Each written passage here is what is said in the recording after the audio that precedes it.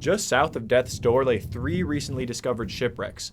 One of them, the Margaret Muir, is now officially a registered historical site by the state of Wisconsin. This shipwreck is amazing. Everything is there. It has all of the components of the ship. Nothing was removed, and it has a lot of tools that were used in regular shipboard life, which are pretty cool to be able to examine. The ship was built in Manitowoc in 1872 and sailed for 20 years before sinking in a storm with 15-foot waves.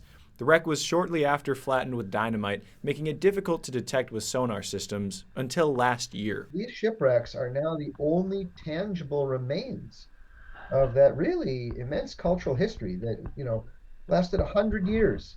For 100 years, people lived in these port cities and worked on these boats, right, and risked their lives on these boats. And it's all but forgotten. After weeks of both research and a physical search, it was Brendan Baylod and his team who uncovered the historical site. So when we find a shipwreck, it's a great chance to tell those stories and to hook people back up with that lost maritime culture. Many of their ancestors, especially people who've lived in those towns for a long time, were part of that culture and worked on those boats. And that's really neat.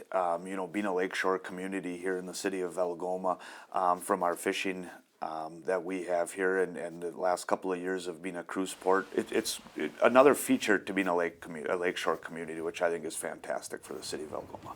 Shipwrecks hold the secret to much of Wisconsin's history, and the Historical Society hopes that preserving them preserves the culture and the industry that built lakeshore communities like this one right here. Reporting from Algoma, David Go, Fox 11 News.